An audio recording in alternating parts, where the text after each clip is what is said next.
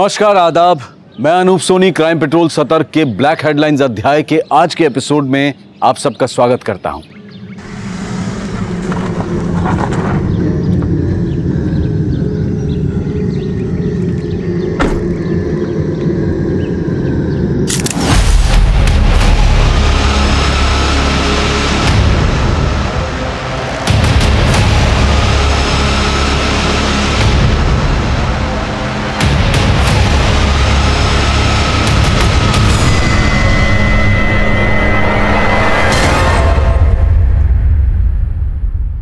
ये है हमारा मुरुड।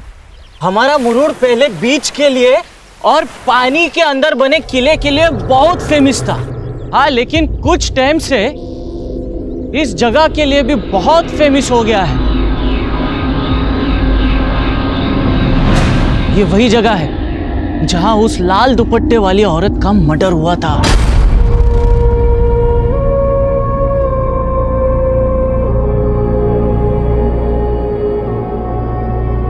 बहुत ट्रेजिक स्टोरी है उस औरत की। उसकी कहानी सुनोगे तो आपकी रूह कांप जाएगी।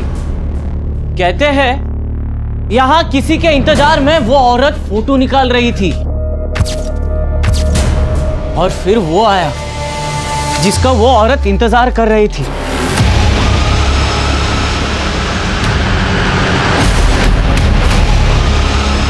वो औरत जिसका इंतजार कर रही थी वही आदमी उसकी जान का प्यासा बन गया।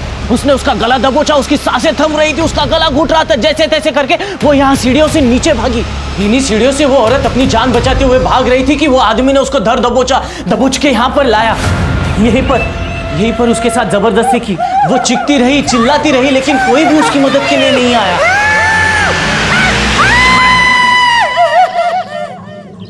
आज भी उसकी चीखें इन्हीं हवाओं में गूंज रही है। सुनाई दी? हाँ? दी सुनाई दी? No, this doesn't make any sense. क्यों फेंक रहे हो? इस तरह की तो कोई आवाजें नहीं सुनाई दे रही। सुनाई देगी साहब, सुनाई देगी। थोड़ा फील करेंगे ना तो सुनाई देगी। ये हमारे मनी साहब कभी झूठ नहीं बोलते, एकदम सच्ची घटना है ये। इधर आओ सर, इधर आओ। ये पेड़ देख रहे हो? बस इसी पेड़ पर उस औरत की लाश लटक रही थी।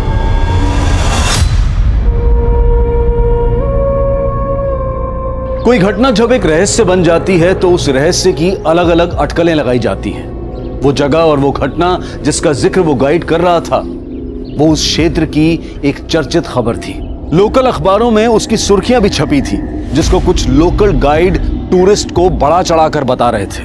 लेकिन मामला संवेदनशील था। हमारे देश में जहां आए दिन रेप और मर्डर की घटनाएं होती रहती हैं, ऐसे में इन घटनाओं के क्राइम सीन को आवागमन और गाइडिंग का व्यवसाय बना देना सही नहीं था। इसलिए इस पर तुरंत रोक लगा दी गई। लेकिन जो हुआ था उसका असल सच क्या था? जो कुछ भी हुआ था वो महज 2 महीने पहले हुआ था, लेकिन वो क्यों हुआ था, कैसे हुआ था, उसकी हकीकत वाकई हैरत अंगेज थी।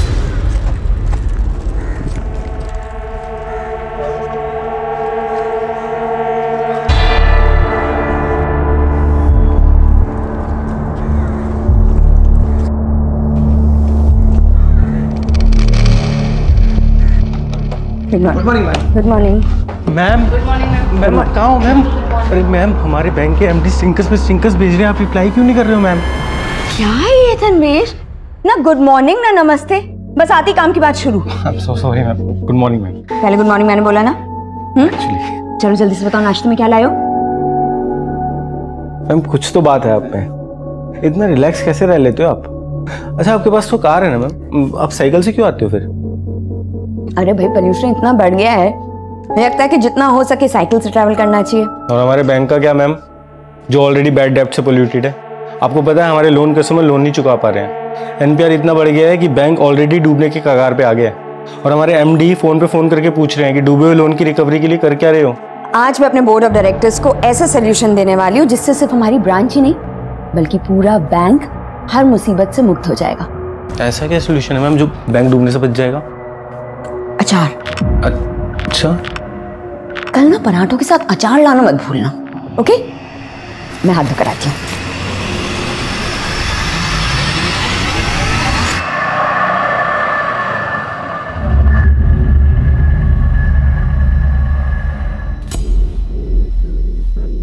मेरी साली है राजेश्वरी सुडे।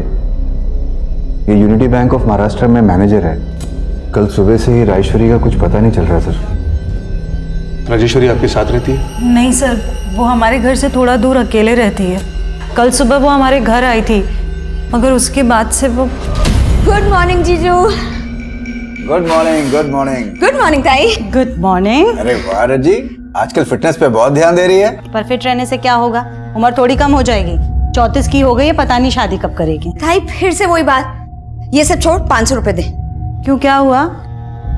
अरे वॉक पे निकली ना तो पर्स कैरी नहीं किया, अब सोच रही जाते हुए फ्रूट्स खरीद लूं। वो रोजाना ऑफिस के बाद हमारे घर आती है और डिनर करके ही जाती है, लेकिन कल शाम को वो घर नहीं आई और जब उसका फोन ट्राई किया तो उसका फोन भी बंद आ रहा है। हाँ सर, हमने कल बैंक में भी फोन करके पता किया था तो पता चला कि वो बैंक में भी नहीं आई थी और कल से ही उसके घर पे ताला भी लगा हुआ है। देखिए, ये भी तो हो सकता है कि राजेश्वरी आप पे किसी रिश्तेदार के यहाँ पे गई हो। आपने कुछ पता किया? सर, वो हमारे अलावा हमारी छोटी बहन के घर जाती है। मैंने उसको भी कॉल किया था पर वो वहाँ भी नहीं गई थी। हाँ योगी ताई। माऊ, राजी तेरे यहाँ आई है क्या? नहीं तो क्या हुआ ताई, आप ऐसे क्यों पूछ रहे हो? देखिए, राजेश्वरी एक वर्किंग वूमेन है, ये भी तो हो सकता है कि वो अपनी मर्जी से कहीं गई हो। पर सर उसका फोन बंद आ रहा है। ठीक है, अभी आप थोड़ा वेट कीजिए, अगर कुछ नहीं पता चलता तो हम एक्शन लेते हैं।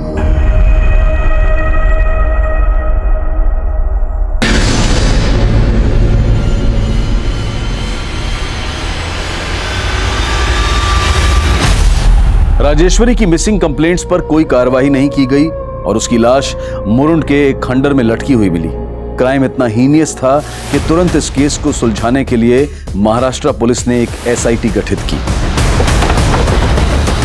सर, कुछ लोकल मछुआरों ने सबसे पहले लाश को लटके हुए देखा था। काफी ब्रूटल मर्डर है।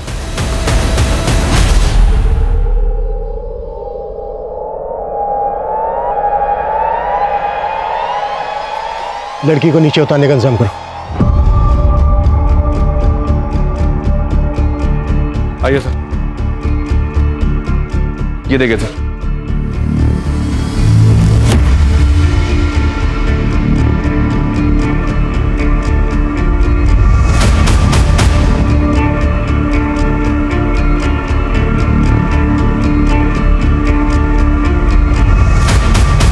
इस लड़की का रेप वहां ऊपर खंडर में किया गया होगा जहां पर हमें खून के धब्बे मिले।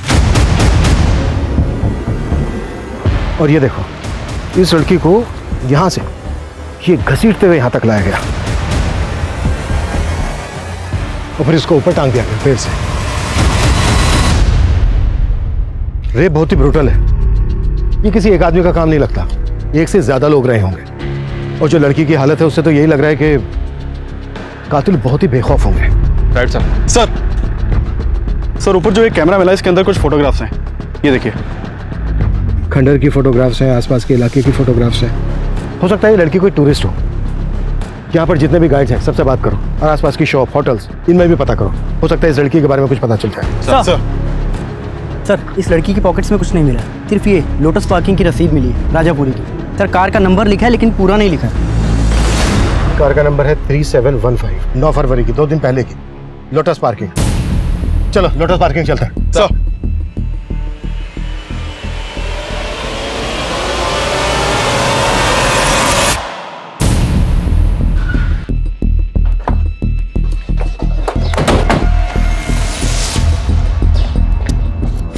नमस्ते साहब।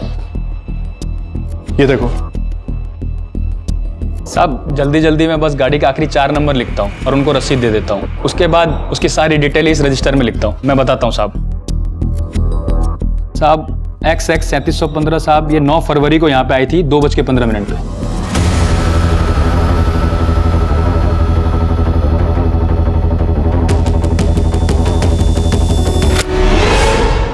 ये तो वही लड़की है जिसकी लाश मिली थी हमें। सर, ये गाड़ी कब लेके गई यहाँ से अपनी?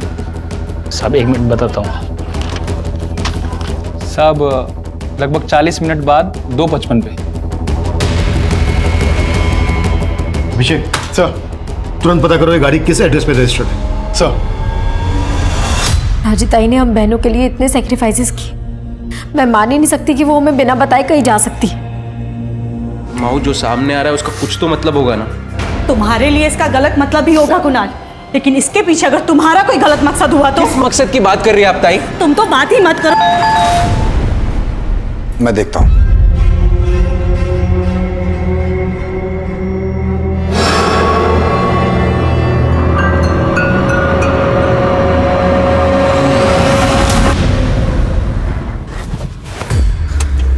अरे वाह, तो बहुत से गाड़ी दौड़ाने लग गई। पर अफसरों की गाड़ियां कब तक दौड़ाएगी?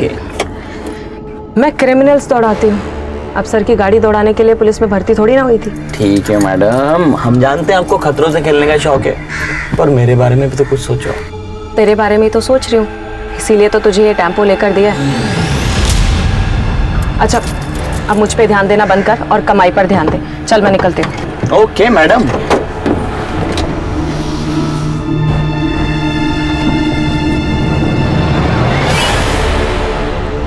Sir, Rajeshwari Sule missing case 10 फरवरी को फाइल हुआ था। सुमन सर को फाइल देना। सर। तुम टेम्पो भी चला लेती हो?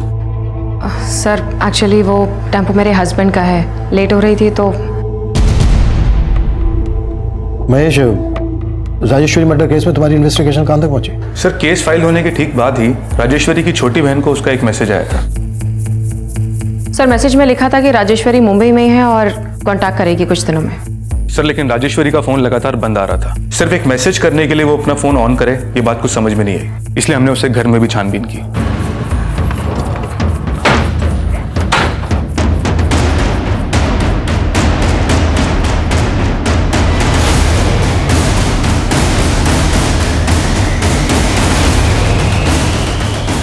लेकिन उसे घर में भी कुछ सस्पिशियस मिला नहीं, और उसे घर के बाहर लगे सीसीटीवी कैमरे की फुटेज देखने के बाद यही लगा कि वो अपनी मर्जी से कहीं गई थी। महेश, फिर आगे क्या किया तुमने? सर वो क्या वो मतलब आगे कुछ नहीं किया? ये आगे कुछ ना करने का रिजल्ट क्या हुआ मालूम है? राजेश्वरी की लाश मिली। अब यहां बंदी बंद करो और राजेश्वरी की फैमिली को बनाओ शनाख्त के लिए।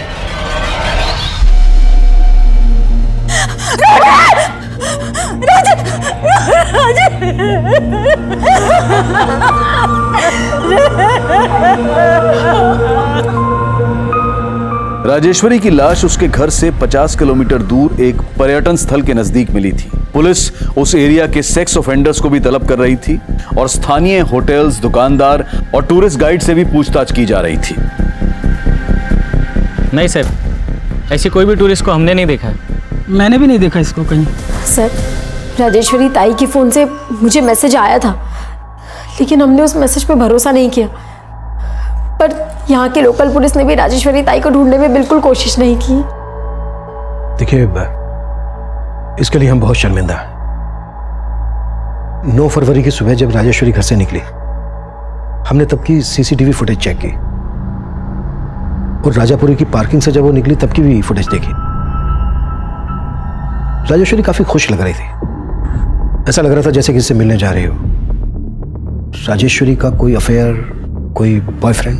नहीं सर, ऐसी कोई बात नहीं थी। अगर ऐसी बात होती तो वो हमें जरूर बताती।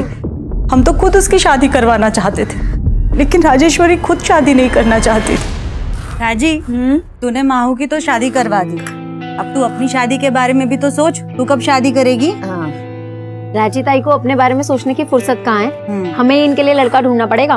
प्लीज, मुझे ना तुम दोनों की तरह ये घर गृहस्थी के झंझट में बिल्कुल नहीं फंसना। अच्छा जी, तो तुम्हारा कहने का मतलब है कि हमने शादी कर ली और घर गृहस्थी के झंझट में फंस गए? और नहीं तो क्या? अरे काय मस्त दिसतंय तिघी, ट्रेनच्या बोगी सारखा। पण एक सेकंड, मालिश नहीं, एक दूसरे को गुदगुली करो। क्या? अरे मस्त फोटो आएगा, बघा बघा इकडे। अच्छा, अगर हम मान लें जैसा कि आप लोग सोच रहे हैं कि वो मैसेज राजेश्वरी ने नहीं भेजा होगा, तो फिर किसने भेजा होगा? आप लोगों को शक है किसी पर? सर, उसका तो कोई पता नहीं, लेकिन राजेश्वरी के गायब होने के बाद उसका एक कलीग यहाँ आया था। देखिए, राजेश्वरी मैम ने सिर्फ आप लोगों को हैरान नहीं किया, उनके फैसले से पूरा बैंक हैरान है। बैंक हैरान था मतलब? जी, उन्होंने रिजाइन कर दिया था। एमडी सर को रेजिग्नेशन भी मेल कर दिया था उन्होंने। राजेश्वरी उस बैंक में 10 साल से थी, हमें तो विश्वास ही नहीं हुआ कि वो ऐसे रिजाइन कर देगी। नहीं मैडम, मैं इस बार नहीं कर पाऊंगी। देखो कविता, तुम इस तरीके से पीछे नहीं हट सकती हो, और तुम ही कहती हो ना कि तुम्हें मेरी तरह कामयाब बनना है, तो मेरी तरह सोचना भी पड़ेगा। ये रखो रखो, और हाँ, आइंदा अगर ऐसी बात की तो मुझसे बुरा कोई नहीं होगा।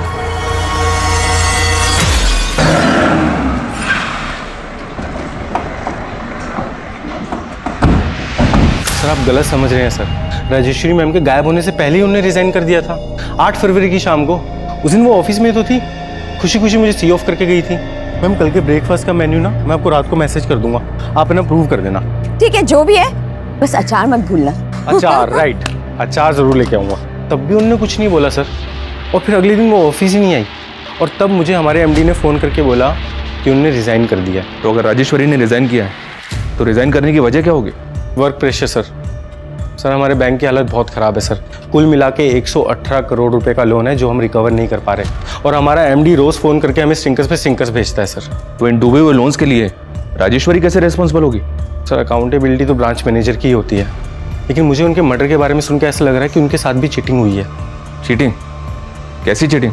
सर राजेश्वरी मैम के रिज़ाइन से पहले उनका अकाउंट बैंक बिल्कुल खाली हो गया था। जिस अकाउंट में 2 महीने पहले तक 45 लाख रुपए था, अब 45 रुपए भी नहीं है। राजेश्वरी के अकाउंट में 45 लाख रुपए थे? जी सर, 40 लाख रुपए का उन्होंने मॉर्गेज लोन लिया था। सर राजेश्वरी के साथ जो भी हुआ ये हमारे लिए भी बहुत शॉकिंग था सर। शॉकिंग तो ये भी था कि रिजाइन देते ही उसका मर्डर हो गया। आई होप इसके तार आपके मैनेजमेंट से ना जुड़े हो। सर ये महज एक इत्तेफाक है सर। इत्तेफाक तो ये भी है कि जो मैनेजर पिछले 10 साल से बैंक में काम कर रही थी वो अचानक से रिजाइन कर देती है। सर शायद वो मेरी बात से हर्ट हो गई थी। सर मैंने उसे हमारे ब्रांच के लोन डिफॉल्टर्स की रिकवरी के लिए सजेशंस मांगे थे, पर उसने जो भी सजेशंस दिए बहुत बकवास थे। हेलो राजेश्वरी, ये क्या ईमेल्स भेज रही हो तुम? हाँ? एक तो तुम लेट रिप्लाई करती हो, ऊपर से ये फालतू सजेशंस लिखकर भेजती हो मुझे। नहीं सर, मेरा सजेशन फालतू का नहीं है। हम सबको ही अपनी यूनिटी बैंक की इमेज बचानी है सर, इसलिए मुझे लगता है कि हमें अपने बैंक का नाम बदल कर ना स्वराज बैंक रख देना चाहिए। इससे हमारे शेयर होल्डर्स भी बढ़ेंगे और हमारे अकाउंट होल्डर्स भी। What rubbish! बैंक का नाम चेंज करने में कितना खर्चा है इसका अंदाजा भी है तुम्हें? तुम्हारे ये बकवास आइडियाज अपने पास रखो, यू अंडरस्टैंड दैट? और सर फिर उसने अचानक से रेजिग्नेशन मेल कर दिया। मेल में उसने क्या लिखा दिखाएंगे? हाँ सर, उसमें लिखा था कि बैंक उसके सजेशंस नहीं मान रही, इसलिए वो रिजाइन कर रही है। राजेश्वरी के रेजिग्नेशन मेल का कंटेंट उसके एटीट्यूड का एक अनोखा पहलू रख रहा था, लेकिन ये मेल, ये मैसेजेस राजेश्वरी ने ही भेजे हैं, इसकी जांच हो रही थी। और पिछले 2 महीने में राजेश्वरी अपने अकाउंट से 45 लाख रुपए निकाल चुकी थी। और चौंकाने वाली बात यह थी कि जिस घर को गिरवी रखकर राजेश्वरी ने 40 लाख का लोन लिया था, वो घर राजेश्वरी और उसकी बहन दोनों की पैतृक संपत्ति थी। लेकिन मौजूदा वक्त में वो घर राजेश्वरी के नाम था, जो इस केस में जायदाद में विवाद होने का अंदेशा भी दे रहा था। नहीं सर, हम बहनों के बीच में कभी कोई विवाद नहीं था। तो घर अकेले राजेश्वरी के नाम कैसे हुआ? क्योंकि राजेश्वरी ताई ऐसा चाहती थी कि हम वो घर उनके नाम कर दें। ताई देख, मैं जानती हूँ कि उस घर पे तुम दोनों का बराबर का हिस्सा है, पर अभी ना मैं तुम दोनों को 5-5 लाख रुपए दे रही हूँ। थोड़ा टाइम दो ताई, बाकी के पैसे भी दे दूंगी। बात पैसों की नहीं है राजी, लेकिन तुझे अचानक से घर अपने नाम क्यों चाहिए? वो कोई वजह है ताई, मैं अभी नहीं बता सकती। माझ्यावर विश्वास ठेवा। सर राजेश्वरी ताई ने बहुत कुछ किया हम बहनों के लिए। योगी ताई की शादी के बाद बाबा गुजर गए थे, उनकी शादी का बहुत कर्जा था, लेकिन राजेश्वरी ताई ने दिन रात एक करके वो सारा कर्जा चुकाया था। बचपन से ही मेरी छोटी बहन महेश्वरी का पैर खराब था, इसलिए खुद मजली राजेश्वरी ने शादी ना करके पहले महेश्वरी की शादी करवाई। उनकी बहुत एहसान है हम बहनों पर, इसलिए बिना कोई सवाल किए हमने वो घर उनके नाम कर दिया था। और सर बदले में राजेश्वरी हमको 5-5 लाख रुपए दे रही थी, लेकिन हमने उससे वो भी नहीं लिए। उसने घर अपने नाम करवाते ही 40 लाख रुपए का मॉर्गेज लोन लिया था। ऐसी क्या जरूरत आ गई थी जो अचानक से घर गिरवी रख दिया उसने? सर उसने घर गिरवी रखा था ये हमको नहीं पता है, और ऐसी तो कोई ज़रूरत नहीं थी राजेश्वरी को। सर हमें बिल्कुल भी अंदाज़ा नहीं है कि राजेश्वरी ताई ने घर गिरवी रखकर 40 लाख रुपए का लोन लिया होगा। पर सच है, पता किया हमने, और राजेश्वरी ने अपने बैंक से तुम्हारे पति को 2 करोड़ का लोन दिलवाया था, और पिछले 6 महीने से उस लोन की एक भी EMI नहीं भरी है तुमने। सर वो मेरा बिजनेस घाटे में जा रहा है, मगर इसका ये मतलब नहीं है कि मैं लोन रीपे नहीं करूंगा। सर कुणाल की तो नियत ही नहीं थी लोन चुकाने की, इसी बात पे राजेश्वरी थोड़ा उससे अपसेट रहती थी। सर तुम्हें अंदाजा भी है कि तुम्हारी वजह से मेरी इमेज कितनी खराब हो रही है बैंक में? कोशिश कर रहा हूँ ना। कोई कोशिश नहीं कर रहे हो तुम। देखो मैं बोल रही हूँ, अगर तुमने लोन पे नहीं किया ना तो बहुत स्ट्रॉन्ग केस बनाऊंगी तुम्हारे खिलाफ। और सर उस दिन के बाद से राजेश्वरी ने कुणाल से बात करना भी बंद कर दिया था। सर आप बेकार शक कर रहे हैं, इन सारी बातों का राजेश्वरी के मर्डर से कोई लेना देना नहीं है। सर क्या हुआ संतोष? सुमन कहाँ है सर? सुमन तो अभी तक नहीं है जॉब पे। सर क्या बात कर रहे हैं, वो कल रात से नाइट ड्यूटी से घर नहीं पहुंची है। कल कोई नाइट ड्यूटी नहीं थी सुमन की, और रात को 10 बजे चली गई थी।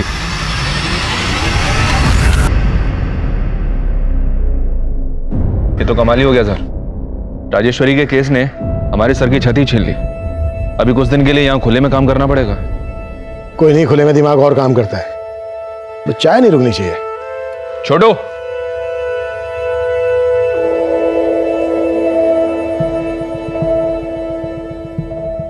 ₹40 लाख के लिए अपना मकान गिरवे रखना और गायब होने से पहले अपना बैंक अकाउंट खाली कर देना। और राजेश्वरी आखिरी बार जब अपनी बड़ी बहन से मिली थी तो 2000 रुपए उधार लेकर गई थी। ये सब छोड़, 500 रुपए दे। क्यों, क्या हुआ? अरे वॉक पे निकली ना तो पर्स कैरी नहीं किया, अब सोचू जाते हुए फ्रूट्स खरीद लूं। 500 छुट्टे तो नहीं है, 2000। कोई बात नहीं जीजू, 2000 दे दो। उस वक्त तक उसका बैंक अकाउंट खाली हो चुका था। ऐसा लग रहा है जैसे उसको कोई ब्लैकमेल कर रहा था। धीरे धीरे उसको कंगाल किया और उसके बाद रेप करके उसका मर्डर करके फेंक दिया उसको। और क्राइम ऐसी जगह पर गया कि जैसे लगे कि किन्हीं रैंडम ऑफेंडर्स का काम है। लेकिन सर राजेश्वरी के कॉलिंग कॉर्ड्स में कुछ भी शक करने जैसा मिल नहीं रहा है। राजेश्वरी की जिंदगी तो संदेहों से भरी पड़ी है। उसकी गाड़ी नहीं मिली अभी तक, उसकी गाड़ी ढूंढने पर जोर दो, शायद उससे हमें कोई लीड मिल जाए। और राजेश्वरी की दोनों बहनों और उसके दोनों जीजाओं को खंगालो। राजेश्वरी के घर की भी अच्छे से तलाशी लेनी होगी। सर इंस्पेक्टर महेश की टीम की SI सुमन अचानक से कहीं गायब हो गई सर। व्हाट?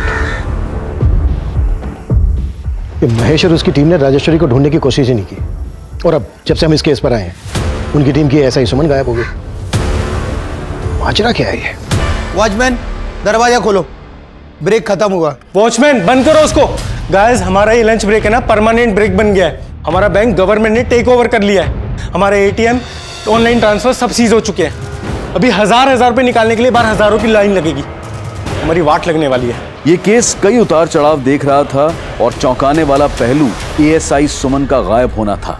SIT इस केस पर भी नजर बनाए हुए थी और राजेश्वरी से जुड़े लोगों पर भी नजर रखी जा रही थी। वहीं राजेश्वरी की कार के तलाश के साथ साथ उसके घर में भी उसके कातिल तक पहुंचने के सुराग ढूंढे जा रहे थे।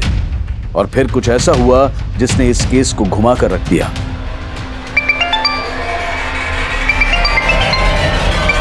हाँ बोलो।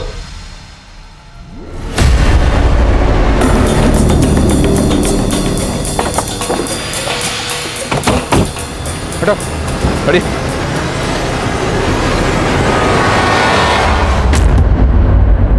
राजेश्वरी की कार में ASI सुमन की लाश। लगता है सुमन के साथ भी ब्रूटल रेप किया गया है।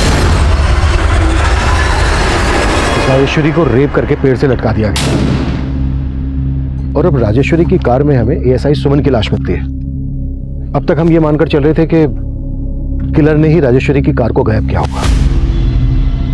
तो क्या जो राजेश्वरी का कातिल है उसी ने सुमन को भी? लेकिन सर सुमन को गायब करने के पीछे इंस्पेक्टर महेश सुमन के पति पे शक जता रहा था। सर सुमन ने संतोष से दूसरी शादी की थी क्योंकि संतोष सुमन का देवर है। 1 मिनट, तुम्हें सुमन के पति संतोष पर शक क्यों है? क्योंकि सर सुमन का पहला पति उसको बहुत मारता था, फिर वो उसको छोड़कर दुबई चला गया और उसके बाद संतोष ने सुमन से शादी कर ली। और अब जब संतोष भी सुमन के साथ मारपीट करने लगा तो सुमन बहुत परेशान थी। सर संतोष की वजह से मैं काम पर फोकस नहीं कर पा रही हूँ और उसको मेरा घर लेट आना पसंद नहीं है, इसलिए मैं सोच रही हूँ कि मैं जॉब ही छोड़ दूँ। सर मैंने उसके पति से बात करके उसको काफ़ी समझाने की भी कोशिश की थी, लेकिन अब जब सुमन की लाश मिली है तो मुझे पूरा यकीन है कि संतोष ने सुमन का कत्ल किया।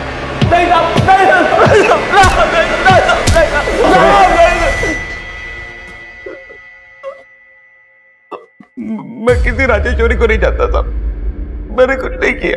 सिर्फ राजेश्वरी नहीं बल्कि तूने सुमन को भी रेप करके मार डाला। नहीं साहब, मैं तो सुमन को प्यार करता था साहब। प्यार नहीं करता था, मारपीट करता था उसके साथ। तो तेरा बड़ा भाई भी यही करता था ना? मैं अपने बड़े भाई जैसा नहीं था साहब, मैंने तो सुमन को जल्लाद से बचाया था। उन्होंने सुमन की जिंदगी बर्बाद करके रख दी थी, बिल्कुल नरक की तरह। ऊपर से उसको छोड़ के दुबई चला गया, उधर उसने दूसरी शादी बना ली।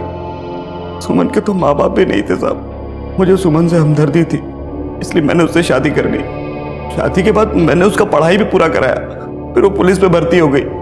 सुमन खुद बोलती थी कि मैंने उसकी जिंदगी बनाई है, अब भला मैं उसकी जिंदगी काय को छीनूंगा साहब? उल्टा वो सब इंस्पेक्टर महेश ने मेरी सुमन को मुझसे छीना है।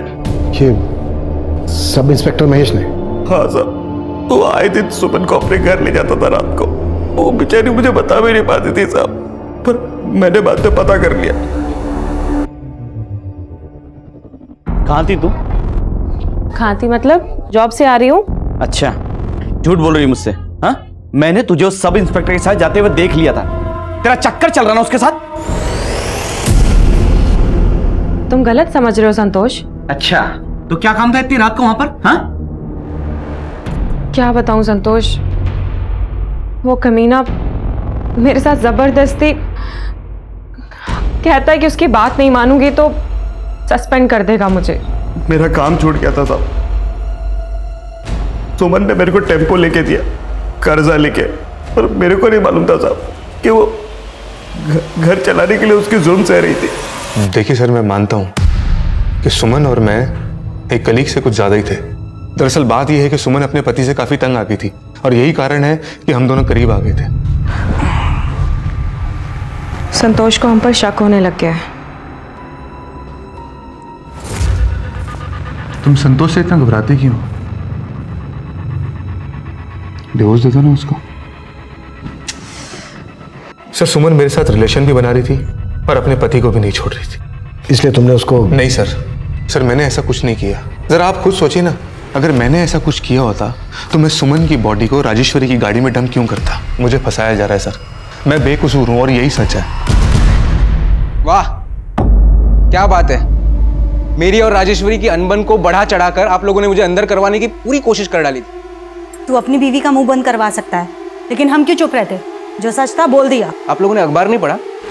राजेश्वरी की गाड़ी में एक पुलिस वाली की हत्या हुई है। अच्छा, मतलब उसके साथ भी तेरा चक्कर था? क्या बकवास कर रहे हो दादा? मैं अच्छी तरह समझता हूँ तुम क्या खेल खेल रहे हो। मुझे अंदर करवा के मेरी बीवी को बहका दोगे और वो पुश्तैनी घर खुद हत्या लोगे। अभी निकल यहाँ से, बहुत हो गया तेरा, चल निकल यहाँ से। राजेश्वरी और सुमन की पोस्टमार्टम रिपोर्ट में काफी समानताएं हैं। राजेश्वरी की लाश लाल दुपट्टे से लटकी हुई मिली थी और सुमन के गले के स्ट्रैंगुलेशन मार्क्स में लाल धागे के ट्रेसेस मिले हैं। लेकिन सर, सुमन मर्डर की क्राइम लोकेशन पे हमें कोई लाल कपड़ा नहीं मिला है। आखिर किलर के दिमाग में चल क्या रहा था जो उसने इस तरह से? सुमन के कॉल रिकॉर्ड्स चेक किए मैंने सर, उसके कॉल रिकॉर्ड्स में इस कविता का नंबर मिला है। सुनीता के मर्डर वाले दिन से ही कविता का फोन स्विच ऑफ है और ये नंबर राजापुरी के एड्रेस पर रजिस्टर्ड है। राजापुरी? मर्डर वाले दिन राजेश्वरी को राजापुरी की पार्किंग में देखा गया था उसकी कार के साथ। मुझे इस कविता की सारी इंफॉर्मेशन चाहिए। सर, राजेश्वरी के छोटे जीजा कुणाल का इस यूसुफ के साथ कनेक्शन मिला है। यूसुफ शेख? ये तो बैटिंग माफिया है ना? जी सर। पर ये तो काफी दिनों से अंडरग्राउंड था। एक और बात सर, पता चला है कि कुणाल राजेश्वरी को पहले से जानता था, कॉलेज में दोनों साथ ही पढ़ते थे।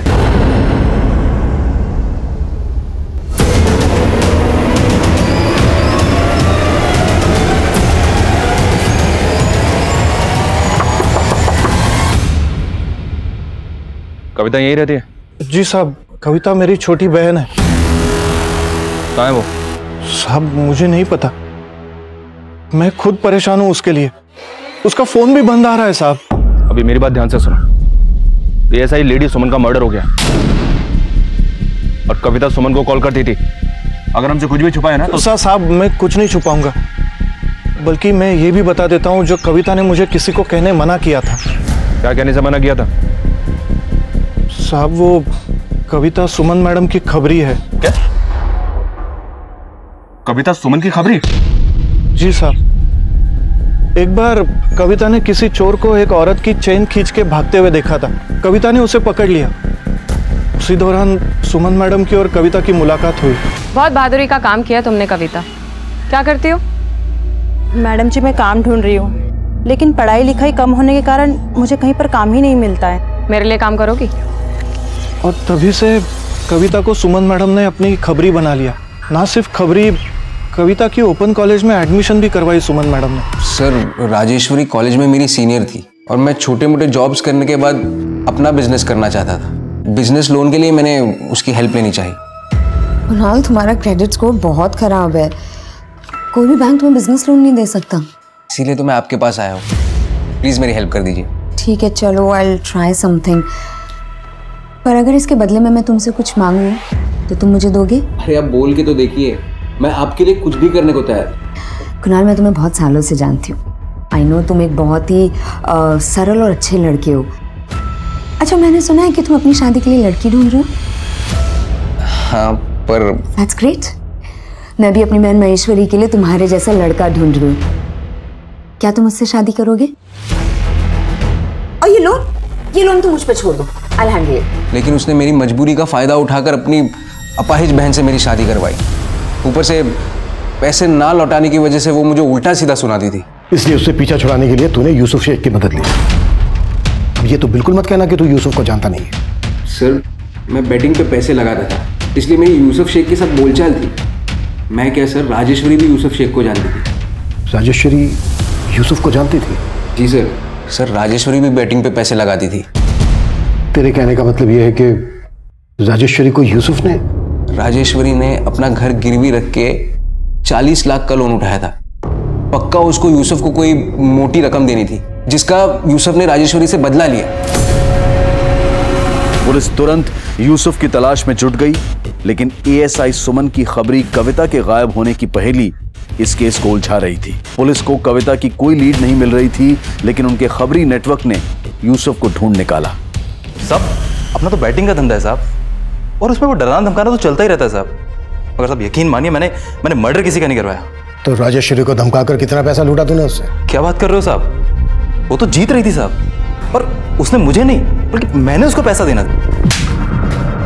तो तूने राजेश्वरी के पैसे ना देकर उल्टा उसी का हिसाब चुकता कर दिया? सर मैंने कुछ नहीं किया है सर। हाँ मैं मानता हूँ साहब कि उसका लक मेरा पूरा बैलेंस बिगाड़ रहा था साहब। उसके सितारे बहुत सॉलिड काम कर रहे थे, और सर आप जानते हैं पिछले कुछ टाइम से वो बड़े ही अटपटे से नंबर पे पैसा लगा रही थी साहब। नहीं कहा ना, 1,23,373 ही लगाना है। मेरा लक चलेगा इस रकम के नंबर से।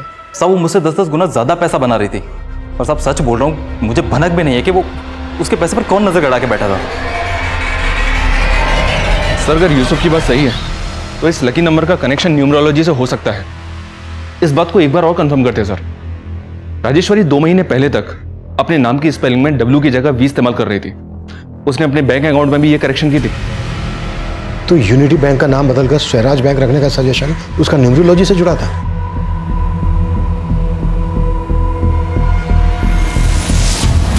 विजय, राजेश्वरी के घर में मैंने एक न्यूमरोलॉजी की किताब देखी थी, वो किताब मंगवाओ, शायद उससे हमें कुछ मिल जाए। सर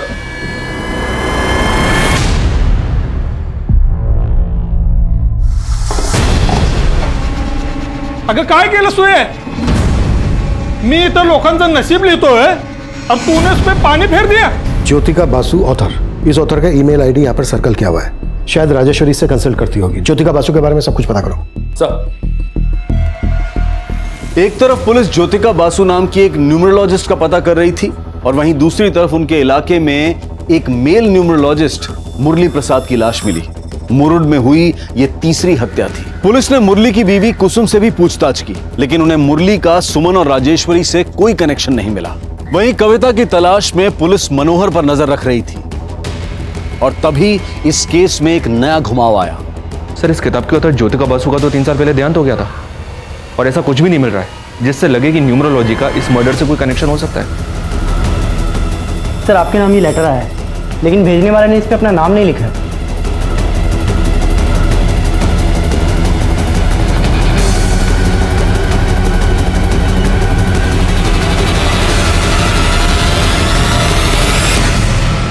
भड़किए मत। मैं ज्योतिका बसु, राजेश्वरी, सुमन और मुरली की पुंगी मैंने ही बजाई और 3 मार्च को आपके मुरुड में एक और शहनाई बजाने वाली हूँ। रोक सको तो रोक लो। लेकिन सर, ये ज्योतिका बसु कैसे हो सकती है? कहीं ये कविता तो नहीं जो हमें चैलेंज दे रही है? अगर ये कविता है तो इसके साथ कोई मर्द भी इन्वॉल्व होगा, क्योंकि 2 औरतों का रेप हुआ है। हम इसके चैलेंज को लाइटली नहीं ले सकते। अपनी पूरी टीम को अलर्ट कर दो, ये लोग कुछ भी कर सकते हैं। मूव।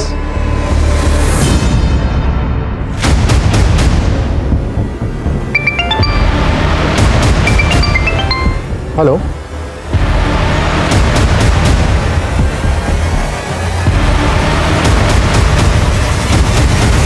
देखना कोई डेड बॉडी के पास ना आए। आइए सर, ये देखिए एक और डेड बॉडी मिली है। ये चौथी हत्या किसी साइको सीरियल किलर का इंडिकेशन दे रही थी।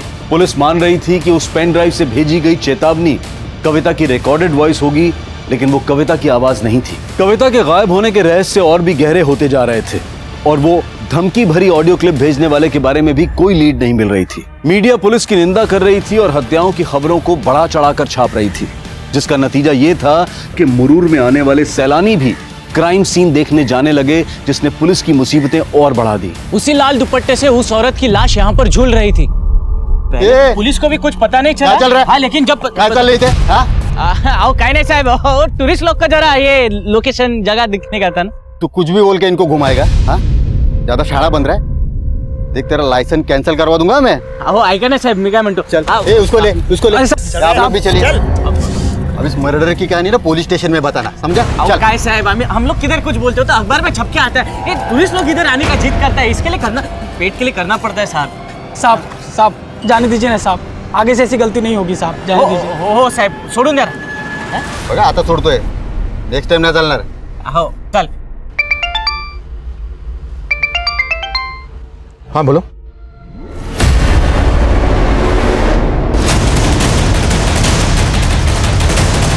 सर,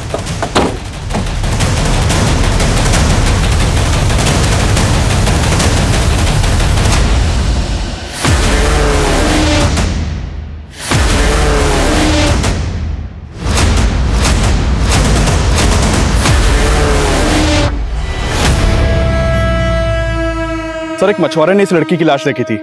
हमने लाश के आसपास सर्च किया तो एक कविता की आईडी मिली। लाश का चेहरा पहचानना काफी मुश्किल है सर। कहीं ये कविता की कोई नई चाल तो नहीं? अगर कविता जिंदा है तो अभी तक मिली क्यों नहीं है? और अगर ये कविता नहीं है तो फिर किस लड़की की लाश है? सर हम उसके भाई मनोहर पे लगातार नजर बनाए हुए हैं और ऐसा लग रहा है कि वो काफी चौकन्ना है। मुझे 5 मर्डर हो गए हैं, अब नजर मत बनाओ, हाथ उठाओ। Right sir.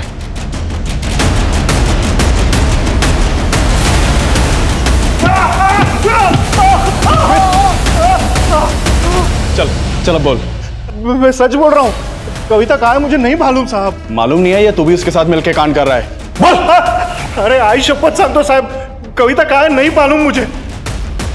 राजेश्वरी की लाश हमें लाल दुपट्टे से लटकी हुई मिली थी और बाकी विक्टिम्स के स्ट्रैंगुलेशन मार्क्स पर भी लाल धागे के ट्रेसेस मिले हैं। इस केस का इस लाल रंग से जरूर कोई गहरा रिश्ता है। अभी तक हम ये भी पता नहीं लगा पाए हैं कि पेन ड्राइव में किसकी आवाज थी। वो जरूर विक्टिम्स की किसी जान पहचान वाली औरत की होगी। एक काम करो, विक्टिम्स की जान पहचान में जितनी भी औरतें हैं सबका वॉइस सैंपल लो और पेन ड्राइव में जो आवाज है उसके साथ मैच करो।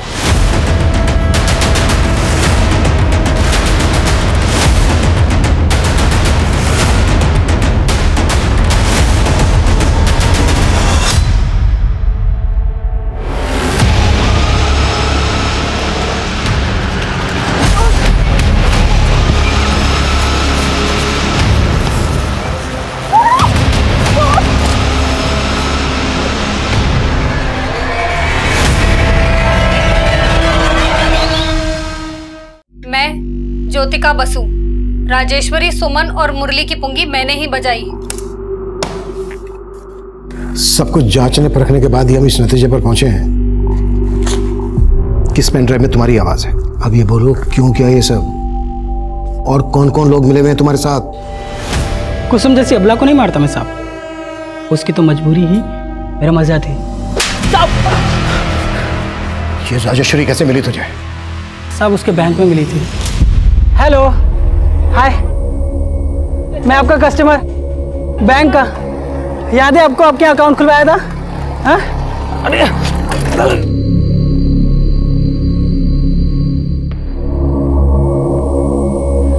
आप ठीक है ना? Thank you. हंसी तो फंसी, और साहब ऐसी फंसी ना कि मेरी हर बात मानने लगी। और उसे ना साहब मेरी न्यूमरोलॉजी बहुत पसंद थी, बड़ी इम्प्रेस थी वो। और ये ज्ञान मैंने सीखा था कुसुम के पति से, और इसी विद्या से मैंने राजेश्वरी की किस्मत एकदम सेट कर दी। खेमू, तुम्हारी प्रेडिक्शन एकदम एक्यूरेट निकली। मैं सट्टे में 7 लाख रुपए जीती हूँ। बहुत बढ़िया, बहुत बढ़िया। लेकिन मेरी बात मानो, अगर लाइफ में कुछ बहुत अच्छा करना है ना तो कुछ चेंजेस करने पड़ेंगे। ये जो तुम्हारे घर का हाउस नंबर है ना, मुझे ऐसा लगता है तुम्हारे लिए लकी नहीं है। मेरी बात मानो, ये घर बेच दो। मेरी हर बात मानने लगी थी वो, लेकिन साहब इस मंदी में उसका घर बिक नहीं रहा था, तो मेरे कहने पर उसने अपना पुश्तैनी घर अपने नाम पे करवा लिया और उस पर 40 लाख का मॉर्गेज लोन लिया साहब। वो ये चाहती थी कि वो उस पैसे से फ्लैट खरीदे, लेकिन मैं तो फ्लैट खरीदवाना नहीं चाहता था, मैं तो उस पैसे को उड़ाना चाहता था ना साहब। इसीलिए मैंने उसके दिमाग में भरा कि वो जिस बैंक में काम करती है ना, अगर उस बैंक का नाम बदलवा के काम करेगी ना तो बहुत फायदा होगा। और तेरे कहते ही राजेश्वरी ने रिजाइन कर दिया, और फिर तूने राजेश्वरी को सारे पैसों के साथ मुरुड़ के उस खंडर में बुला लिया।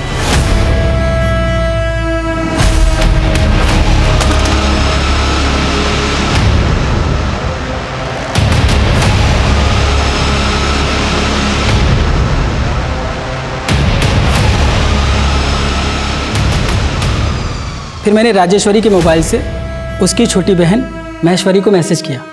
आप लोग तो जी जान से केस में लगे हुए थे, पर मैं भी चौकन्ना था, और वो खबरी दुगनी चौकन्नी। मैंने देखा वो लड़की राजेश्वरी की कार का फोटो सबको दिखा रही है, मुझे भी दिखाया। मैं अलर्ट हो गया, मैंने उसका पीछा किया और मौका मिलते ही खोपचे में ले लिया। कविता का कॉल पाते ही सुमन राजेश्वरी की कार के पास आ गई, और जब उसे कविता नहीं मिली तो उसने कविता को फ़ोन किया, और तब मैं वहां पहुंच गया। हेलो मैडम, आपकी कविता तो अब रही नहीं। कौन हो तुम? और आप भी अब कहीं की नहीं रहोगे।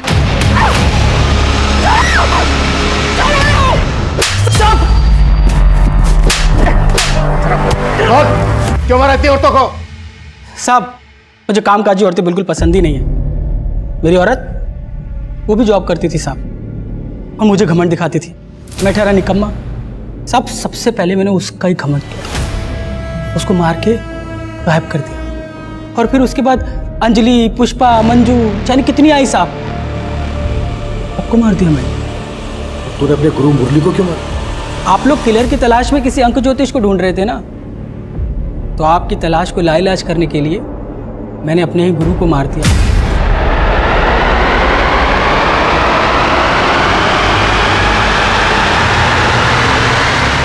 और फिर आप सबको गुमराह करने के लिए मैंने कुसुम को अपने इशारे पर नचाया। चौंकिए मत, मैं ज्योतिका बसु, राजेश्वरी, सुमन और मुरली की पुंगी मैंने ही बजाई। फिर वो पेन ड्राइव आप लोगों को पोस्ट कर दी, और आप लोग लगे पेन ड्राइव की गुत्थी सुलझाने, और इधर मैं कामकाजी औरतों को एक एक करके मारता गया।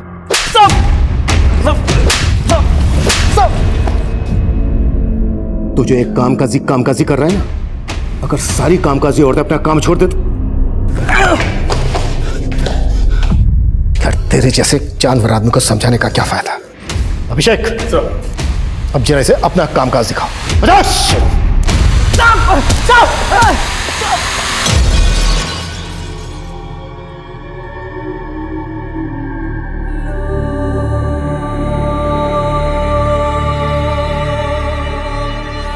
औरतों को लेकर खेमू की मानसिकता आज भी हमारे पुरुष प्रधान समाज की वास्तविकता है। खेमू एक ऐसा सिरफिरा था जो अपनी बीवी समेत 15 औरतों का शोषण करके उन्हें मौत के घाट उतार चुका था। खेमू की गिरफ्तारी से हत्या और रेप के कई अनसुलझे केस सुलझ गए जो काफी अरसे से बैकलॉग में थे। कोरोना वायरस से बचाव के लिए सरकार और प्रशासन ने कई कदम उठाए हैं। ये जरूरी है कि हम उनके द्वारा दिए गए निर्देशों का सही तरह से पालन करें, अफवाहों पर विश्वास न करें, डर का माहौल न बनने दें।